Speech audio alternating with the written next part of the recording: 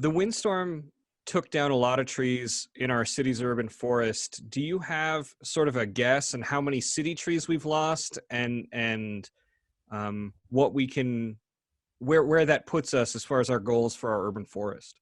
Right now, we estimate that approximately 1,500 trees have either fallen or will need to be removed as a result of the damage that they sustained. And probably another 3,000 trees have been damaged and are in need of repair.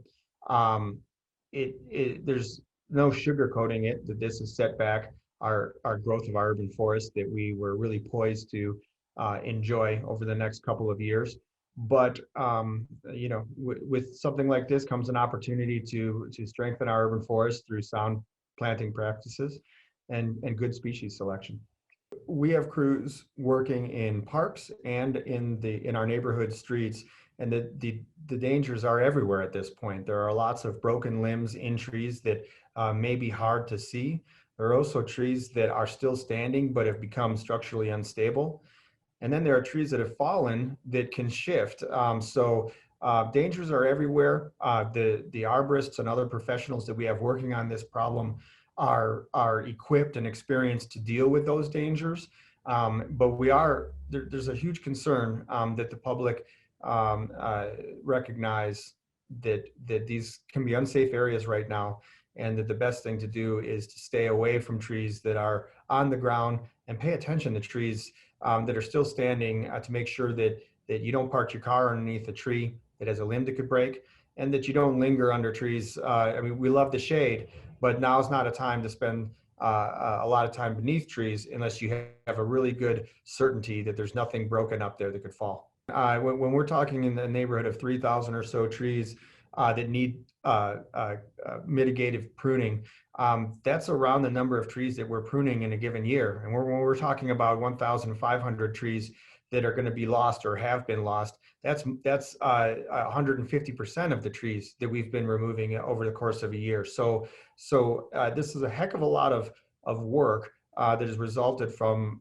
about 48 hours of wind, and it is going to take us months to get things back in order. I think the best thing that residents can do is to be a good neighbor to their street block and their neighborhood, maybe people in other neighborhoods that they interact with. There's a heck of a lot of damage on public property and across our streets and parks. There's probably just as much damage on private property. So to the extent that our residents can be neighborly and look to help out their friends and neighbors in their community, I think that would be just doing a wonderful job. As far as our biggest challenges right now, we have very limited resources of skilled arborists that are qualified to work off the ground and operate heavy machinery and chainsaws. And that's a little bit of a bottleneck for us, trying to remove the number of trees that are on houses and on cars, or are standing and leaning that have to come down. At any one time, our internal and contracted resource to work above the ground, to work off the ground, is 8 individuals. And we're staring at hundreds of these trees on structures and leaning trees for that small group of people to try to tackle. For residents who want to recreate in some of the parks that have been hardest hit, where can they look to make sure that the park that they want to visit is going to be open and they're not going to get in the way of any arborists doing this work? Oh, thanks for asking that. I mean, our parks website is updated and up to date on where the park closures exist.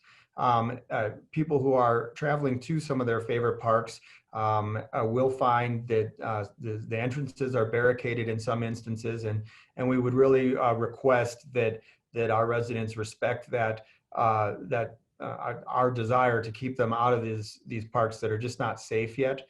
We're working as quickly as we can, and we're confident that our parks will be open in the coming week to weeks. What do you want residents to know about the health of the urban forest going forward, and how we're going to be planning to mitigate this in order to make sure that we have the urban forest we want?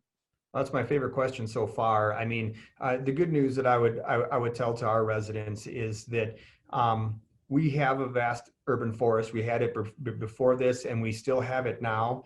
And that with that size of an urban forest, some 85,000 trees at this point, comes resilience. And we still have shade. We still have lots of the benefits that we get from our urban forest.